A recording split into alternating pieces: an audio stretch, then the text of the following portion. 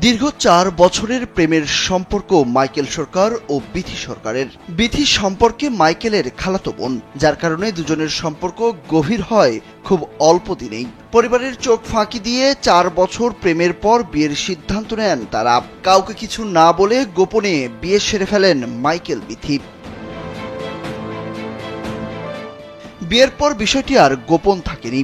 কয়েকদিনের মধ্যেই সবাই জেনে যায় বিথি মাইকেলের বিয়ের কথা, আর তখনই বাধে বিপত্তি। বিথির পরিবার বিষয়টি মেনে নেয় না, চাপ দিতে থাকে বিয়ের বিষয়টি নিয়ে। আর তাই মাত্র 15 দিন যেতে না যেতেই পরিবারের চাপে স্বামীকে অস্বীকার করে বসে তরুণী।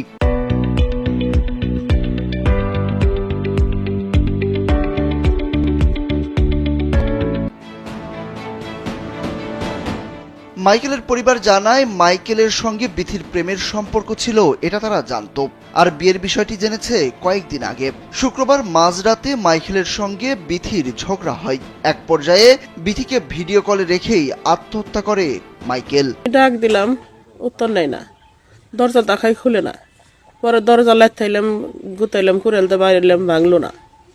পরে ঘরে টিন কাটলাম, ছোট ছেলেরে নিয়ে, আর ওই যে বাতি চাইছিল ডাক দেওয়ার জন্য তারে নিয়ে টিন কাটলাম। টিন কাইটা আমার ছোট ছেলে ঘরে যে দরজা খুলছে, আমি দেখি আমার ছেলে ঝুলতেছে।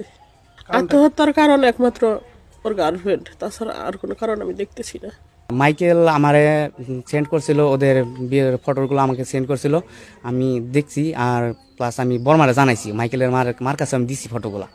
মানিকগঞ্জের ঘিওর উপজেলার বালিয়াখড়া ইউনিয়নের পেচারকান্দা গ্রামে ঘটেছে এমন ঘটনা।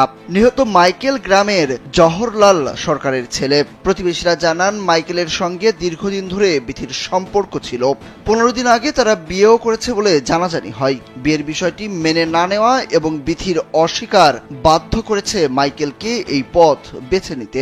যখন মারা গেছে তখন মেয়ের সাথে কথা বলতে কিন্তু মারা গেছে।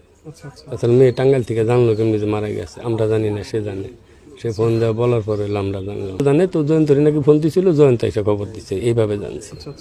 বিয়ে করছিল, পরে ছবিও দেখলাম যে সিঁদুর পড়া ছবি একসাথে, আরো আমার একটা ক্লোজ ফটো আছে, কিছু অন্তরঙ্গ ছবিও দেখলাম। বিয়ে করছিল ওরা। ঘিওর থানার ভারপ্রাপ্ত কর্মকর্তা মোহাম্মদ রফিকুল ইসলাম জানান, মাইকেল তার খালাতো বোনের সাথে প্রেমের সম্পর্ক করে বিয়ে করে, কিন্তু দুই পরিবারের কেউ তাদের বিয়ে মেনে নিচ্ছিল না। এক পর্যায়ে ছেলেটি গলায় ফাঁস দিয়ে আত্মহত্যা করে। এ বিষয়ে থানায় একটি অপমৃত্যুর মামলা হয়েছে। গলায় দড়ি দিয়ে তার নিজ রুমে, নিজ শয়ন কক্ষে সে আত্মহত্যা করে। এটা সুরতহাল রিপোর্ট করে পোস্টমর্টমের জন্য কর্নেল মালিকটা মানিকগঞ্জ মেডিকেল কলেজে পোস্টমর্টম রিপোর্টের জন্য পাঠাইছে। এখন পোস্টমর্টম রিপোর্ট প্রাপ্তি সাপেক্ষে আমরা পরবর্তী আইনগত ব্যবস্থা নেব। বর্তমানে একটা ইউডি অপমৃত্যু মামলা থানায় রুজু করা আছে। প্রেম এবং বিয়ের সম্পর্ক অস্বীকার করায় রাগে ক্ষোভে মাইকেল আত্মহত্যা করেছে। এর সুষ্ঠু বিচার দাবি পরিবারের।